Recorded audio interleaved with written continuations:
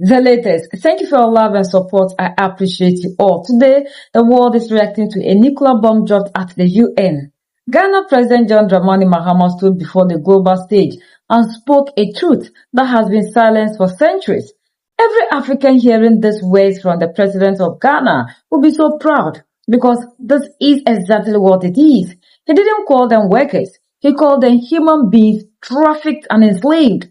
He spoke about the Middle Passage, the stripping of names, and the brutal reality that built the new world on the blood of the African ancestors. We made them who they are. It was a masterclass in Pan-African pride. He called for reparative justice. He told the world that their silence on the Africans' contribution is deafening. And it's true. But here is the question that should make every African pause.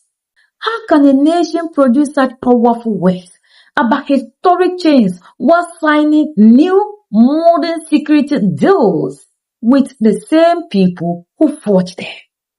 While the rhetoric at the UN is about reclaiming dignity, the reality on the ground in Accra is different. March 24th, 2026 is very different. Ghana signed a landmark security and defense partnership with the European Union. The deal is about 50 million euros in gifts. It includes drones, intelligence gears, and surveillance tech. And the reason is to protect Ghana from Sahel instability. Wait a minute. If we are truly emancipating ourselves from mental slavery, why is Ghana becoming the primary anchor for European military influence that has just been kicked out of the Sahel? This resolution allows us as a global community to collectively bear witness to the plight of about more than 12.5 million men, women, and children whose homes, communities, names, families, hopes, dreams, futures, and lives were stolen from them over the course of 400 years. I speak these words today not only for Ghana, but also in solidarity with the rest of Africa, the Caribbean, Latin America, and the wider diaspora, and indeed all people of good conscience throughout the world.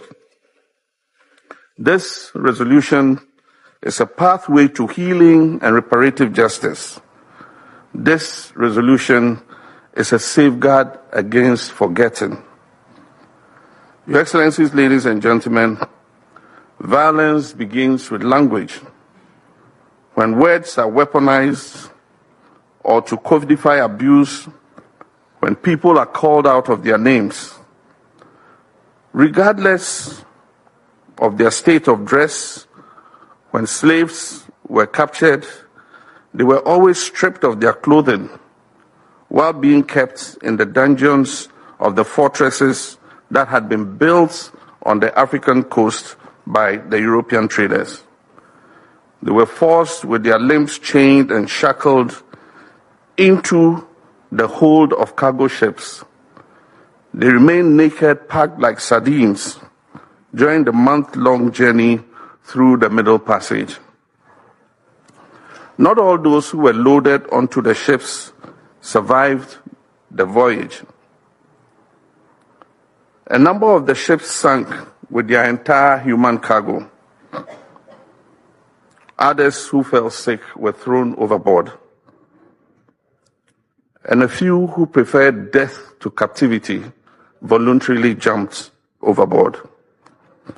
It is believed that 10 to 20% of enslaved people died in the Middle Passage. Whenever a ship arrived at its destination, the enslaved people, still naked, to the market where they were inspected and appraised like livestock. They were then placed on an auction block in front of an audience of potential buyers and sold to the highest bidder. Once they arrived on the plantation where they would work and live for a lifetime, they were also stripped of their names. And so you were no longer Fatu, or Kofi, or Bubakar, or Nanayao, or Menka, Nayong, or Hamisu. You were given names like Ben, Jemima, John, Toby, or Mary. In addition to these new names, they were also called girl or boy, regardless of how old you were. And maybe I should also say that filthy N-word. If you ever needed a surname, it would be that of your master. And sometimes they were branded like cattle with the plantation's insignia or logo. There were sugar plantations. There were also coffee, cotton, tobacco, and cocoa plantations in the Caribbean and the Americas. South America had diamond and gold mines as well. And also the production of indigo took place in Jamaica. The people who were enslaved labored on those plantations from sunrise to sunset. And the conditions under which they worked were brutal. They were beaten occasionally to the point of death. They were underfed. They were kept in cramped quarters and often died young, if not from labor, then from disease. There are even records of some enslaved women who were kept as breeders. Let's not mince words, ladies and gentlemen. Business was booming because when labor is free, profit margins are huge. African lives were disposable. If too many of the enslaved Africans died, more were captured from their homes on the continent, enslaved and trafficked. During conversations about slavery, the point at which euphemisms are introduced, there's the point at which it's used, and there's a rush to talk about abolition. But we cannot afford to look away. This is precisely the part when we should pay close attention, because the devil is in the detail. And I'm going to share 4 trafficking destinations with you. Remember when you hear these numbers that it's not about data, these are about human beings and human lives. Roughly 6 million enslaved Africans were trafficked to Brazil, which is the 5th largest nation in the world, stretching 4,400 kilometers from north to south and 4,320 kilometers from east to west. Almost 2 million enslaved Africans were trafficked to Jamaica, which was the most profitable of all sugar-producing locations. Jamaica is 235 kilometers long and between 34 and 84 kilometers wide, depending on which point you are located. About 500,000 enslaved Africans were trafficked to America from the early 17th century, when the first ship arrived, to the 19th century, when chattel slavery was eventually abolished. America grew from 3 colonies to an independent nation with 36 states. Over 450,000 enslaved Africans were trafficked to Barbados, an island that is 34 kilometers wide and 34 kilometers long and 23 kilometers wide. Before the trafficking of enslaved Africans, plantation labor in Barbados came from white indentured servants who were usually Irish. There were 2 major problems with it. One was that they eventually had to be granted their freedom. And the other was that if they ran away, catching them proved challenging because they blended in, they were white. In 1661, Barbados enacted a code for the enslaved. And in the preamble, it said, Negroes are described as, and I quote, a heathenish, brutish, and uncertain, dangerous kind of people, quotations closed. It goes on to explain that this is why there must be a set of laws detailing how they should be punished. Clause 2 of the same code details what to do if any Negro man or woman shall offer any violence to any Christian, as by striking or the like. And it goes on to say that if it is a first offense, the Negro should be severely whipped by the constable. If it is the Negro's second offense, he shall be severely whipped, his nose slit, and be burned in the face. The code gave owners and overseers the ability to torture, maim, and even kill enslaved Africans with impunity. And it became something of a template for the rest of the Anglo-Atlantic world. In 1662, a year after Barbados enacted this code, a legal doctrine was established to set judicial precedent in the American colony of Virginia. It was titled Partus Sequitur Ventrum, for those of you who understand Latin, which what is born follows the womb. This legal framework ensured that all children born of enslaved women would also automatically be enslaved regardless of who the father was.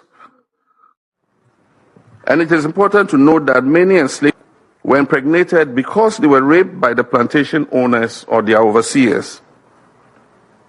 But what this law did, even in case the baby was not the product of rape, was to strip the child of its paternity in the eyes of the law.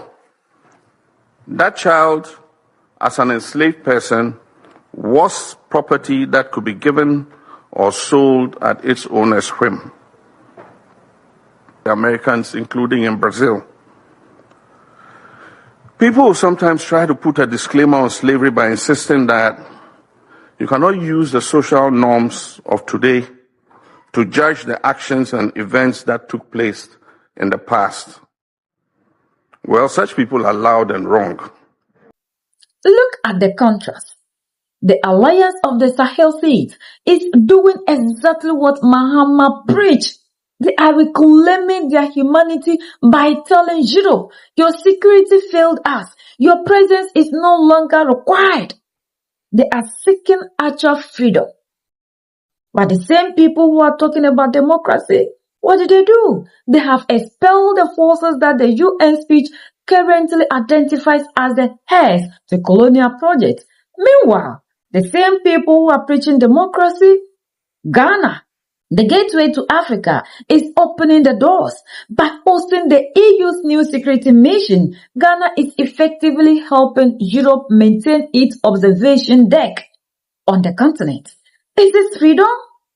Or is it hosting your oppressor because he brought a few drones? In the video, we heard Ghana President John Dramani Mahama quoting Bob Marley, "None but ourselves can free our minds." But mental slavery isn't just about the past. It's about the present.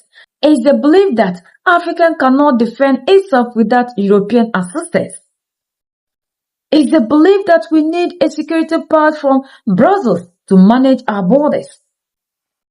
If the greatness within us outweighs the injustice, why are we not building a West African defense force instead of a Ghana-EU partnership? The speech calls for established truth so we can acknowledge the full horrors of the past. But the truth of the present is that Europe is using security as a tool to stay relevant in Africa after the Sahel showed them exit. And when I sometimes hear these democratic electors speak, I just wonder, you cannot demand reparation for 400 years. They stole while handing them the keys to your surveillance system today. You cannot speak about the dignity of Africa at a podium in New York while your government signs deals in Accra that make you a proxy for foreign interest. It is not possible. This is what our leaders need to understand. The people of the Sahel are taking the hard road to control, to total liberation. Ghana is taking the safe road of partnership. Which one is the resolution of destiny? The speech that remembers the past or the action that invite the past to stay for the future? How can you be talking about this yet you are signing deals? The speech was powerful, yes. The message was necessary, yes. But the words are just language until they are backed by action. Let me know in the comments. Is Ghana's New Deal a betrayal of the Pan-African spirit we heard today? I want us to listen to the things that our leaders say and compare it to the actions that they always take. Emancipating the African from mental slavery. Yet, they claim they are protecting themselves from the Sahelians. The same people that are fighting, making sure they stay away from dominance, from mental slavery. They are emancipating themselves, making the whole world understand that the African is capable of managing his own affairs, like Dr. Kwame Nkrumah said. And compare it to the same president who is a democratic leader, who is quoting Bob Marley, yet is telling the whole world that the African cannot protect himself. We need these people to come into the continent to protect us.